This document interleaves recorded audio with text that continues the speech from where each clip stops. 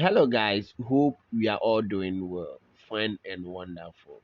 In this video or tutorial, we are learning how to select your ringtone on both. Recently, both has introduced a new way of selecting our ringtone. Unlike first, we only have one option, one ringtone. But now they have different ringtones that one can select and use depending on your preference. So you have to head to the settings. Then you go to app settings. After that, you see sound settings. You tap on the sound settings.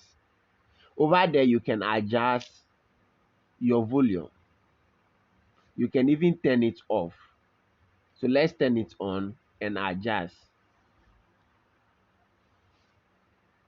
Then you adjust, not allow. So you have to allow it in your settings.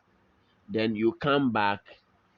You can see both disturbance is allowed. Then you come back to adjust your volume. You can adjust it to 100%. Then down here, you select your prefer sound. So let's tap on the bell and see. The bell is the old or the normal ringtone we know. Halimba, the ringtone.